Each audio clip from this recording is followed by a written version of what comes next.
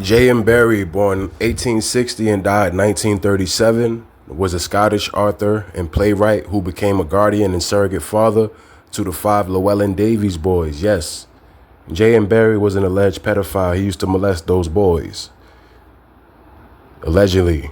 But, just based off of my understanding, that's what it was. And the inspiration for Peter Pan did not come from Peter, one of the boys of the five. It came from Ptah Pan, the pagan god known as Pan, as well as Ptah, the Egyptian god, which is another composition of Osiris. And it's also where you get like the whole Oscar, that little Oscar statuette, that's Ptah. Ptah Pan is a play on Peter Pan, as well as the penis, because J.M. Barrie was a pedophile, a sadistic. That's what he was. And when it comes to the whole guardianship of the five boys after the mother passed away, the mother wanted her sister and a nurse to share custody of the boys, but and this was all in the will of the mother, but J.M. Barrie had changed the will. He rewrote the will for him to have sole custody of the kids. So the five boys being the Lost Boys is a play on, the real life connection between J.M. Barrie and the Llewellyn Davies boys. And two of them passed away due to suicide from molestation, from them had to, undergo trauma. So this right here is the god Ptah. Pretty much Peter Pan representing an amalgamation of Ptah and Pan, or Ptah and Men. Men is also Pan.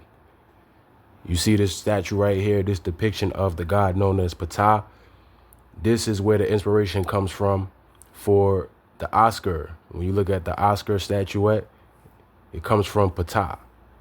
And you see the scepter right here with the three symbols, where you have the Y scepter, which represents domination and power, the Jet pillar, which represents stability, as well as the Ankh, representing eternal life, the life force, in regards to the understanding on the left-hand side when it comes to ancient Egyptian mythology or ancient Kemet teachings. So going into the boys, pause, just when it comes to the history or certain factoids, alleged, because some of this they try to cover up. It says George, born in 1893, died in 1915, died in World War I while fighting in Flanders. Jack, 1894 to 1959, also known as Jack. Peter, 1897, died 1960, as above, so below. Later became a publisher who threw himself under a subway train in London. Drowned while swimming with a friend while attending Oxford. That's Michael. So it's funny that Michael and Peter, they both passed away due to something so tragic. And, there's rumors of suicide. And I believe there was suicide because when it comes to what these kids had to undergo, when it comes to the pederasty and the pedophilia, it's traumatic and it lingers. That's why these celebrities, they be so bugged out, because they had to undergo the same thing. It's just interesting that it was Peter and Michael. Michael just seems so predictive. Drowned while swimming with a friend while attending Oxford. It probably is more than meets the eye when it comes to that. Nicholas adored Barrie. So these are just little factoids or what have you. He probably adored him because of the molestation, allegedly. Barry's relationship with the boys. Barrie and the boys' nurse became their guardians after the boys' parents died. You see, they don't give you any clarity on this. It was really just J.M. Barrie who took sole custody over the children, because he wanted to act out the aspect of Peter Pan. He wanted to be Pan to the children. Or more so, not Peter Pan, but the Greek god Pan. He wanted to act that out. That's why the original version of Peter Pan looked more like Pan. He had the pipes and everything. Looked more like Pan. The original version, the little small little boy representing Peter, looked more like Pan. He had the pipes. Barry's relationship with the boys varied. Barrie and the boys' nurse became their guardian after the boys' parents died. Some say Barry's relationship with the boys was trouble. That trouble aspect is going into the pedophilia. That's what that's going into. and that he took his father's place in their lives. Others say there's no evidence of any inappropriate behavior between Barry and the boys. Now, why does it even say this? This right here indicates that there was something inappropriate going on just for it to even say this right here. Why does it even have this here? Is it because, the people in power thought that certain people would come to certain suspicions just in regards to putting pieces together, as well as the real history of Jay and Barry? And this is like one of those things where they kind of giving you a hint. Come on, man. And if you look at Jay and Barry, dude look like a sadistic. He look bugged out. Just saying.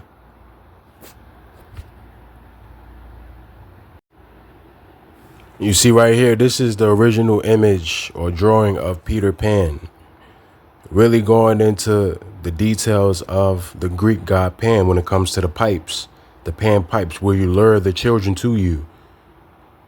But as a boy, this is like the extension. This is almost like Daphne. Daphne is the little boy that was being taught the pipes from Pan, just in regards to the image that you see. Right? Not this image, obviously, but an image that I went over in one of the other videos. Playing the pipes right here. Remember, the Pied Piper. Also look into the Pied Piper of Hamelin. All going back to Pan. The Pied Piper, we already know that's associated with certain celebrities in the entertainment industry like R. Kelly. And he had the whole thing with the underage girls and whatnot. It's Peter Pan programming. Peter Pan programming. Drake, he has a thing with the underage girls, right? He compares himself to Michael Jackson, right? He has Peter Pan at his concert, floating Peter Pan. He has the sperm for fertility, going back to Pan, the god of fertility, right? It's just they telling you, man. They're telling you.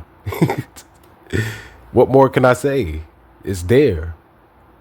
Remember, these people, they're not going to just speak to you. They speak to you with what they do, what they convey when it comes to their imagery and the music, the artistry, motifs and aesthetics and whatnot. The Neverbird, the original origin story.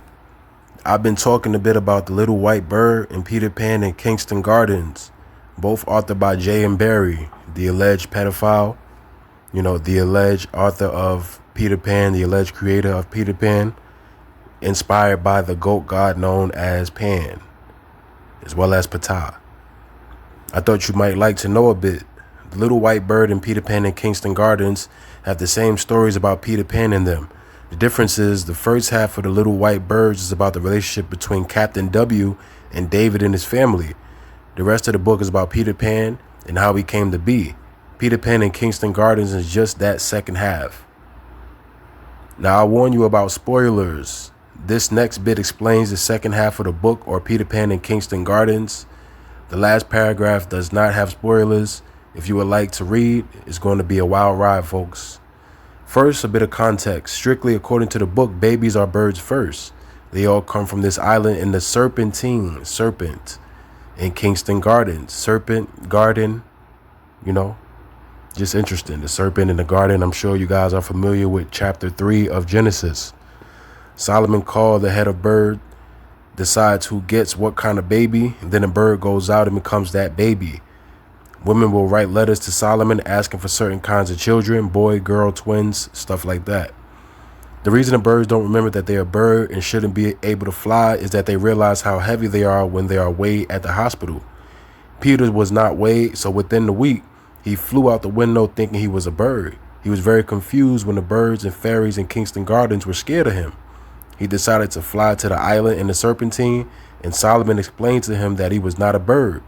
Peter then lost the ability to fly after he was told that he was not, but initially he had the thought that he was, which allowed him to fly, because he doubted his ability to do so and had to stay on the island. Peter really did want to go back to see his mother, but didn't know how to swim and couldn't fly. One day, Peter got lucky when a poet made a 5-pound note into a boat and sent it to the island. Solomon thought this was a request for 5 children. That's where you get like the Lost Boys from. Got angry at such a ludicrous request or part of it and gave it to Peter. Peter knew it was a real money and offered to pay the birds for making him a nest that he could sail to the mainland. He did make it and became good friends with the fairies. The fairies, the Tinkerbell aspect of what you see in the modern understanding of Peter Pan. But after playing music for the fairies at their balls, they gave him a wish. You see, after playing music for the fairies, the god of music, that being Pan, he wished to go see his mother, but kept putting it off. When he finally did go see her, she had bared the window. Another boy was sleeping in his bed. He had adventures after that, which I won't go into. I will say he got a goat from a little girl he was going to marry. So the goat connection is stark. It goes back to the goat god, Pan, the satyr, Faunus. You see baby Peter riding on a goat. How did the little girl give him a goat in the middle of London? That's basically Peter Pan's origin story.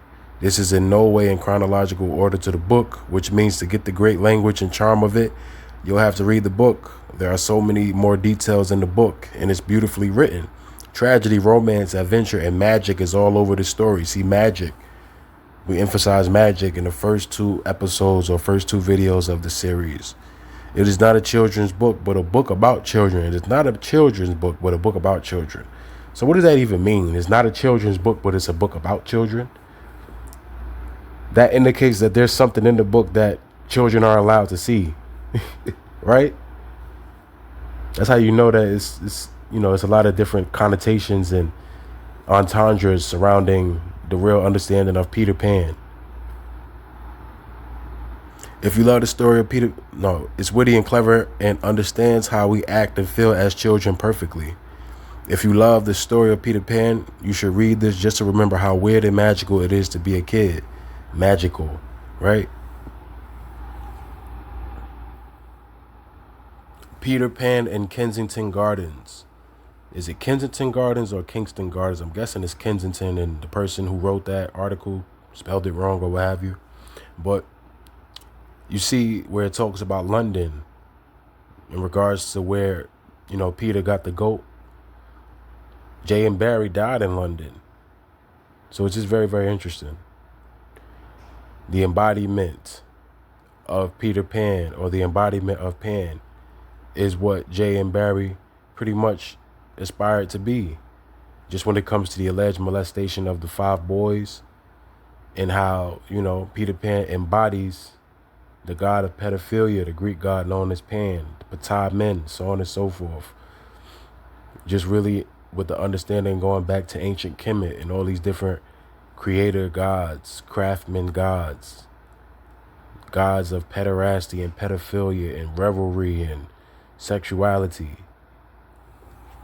magic, music. Now the Lost Boys, they always wore these animal costumes. You got to ask yourself, why are they wearing these animal costumes? Why did they always wear that? Now some say it represented their, connection to the Neverland or the wild, pretty much being indigenous to it. It's like, you're being congruent to it. But it's more so about what Peter Pan represents. Like I said, Peter Pan goes back to the Greek god known as Pan, and Pan was the god of the woodlands. Pan also the god of the flocks, the herds, the animals. That's why the Lost Boys are wearing animal costumes. And Pan, he goes back to Adam as well. He doesn't just go back to Cush. Pan also goes back to Adam, right? Because the serpent told Adam and Eve that they shall be as gods. If they eat of the fruit of the tree of knowledge of good and evil, their eyes should be open and they shall be as gods. That's why, Adam today is known as Saturn or Pan, because it goes back to the understanding of them and how they were worshipped as gods based off of their unwillingness to follow the Heavenly Father, and they followed the serpent, and they worship as pagan gods, false idols. So that's what it's about. And it goes back to Adam, because the Most High gave Adam dominion over the earth, dominion over the animals, over the creatures of the earth, over the beasts of the earth. So Pan goes back to Adam as well as Cush.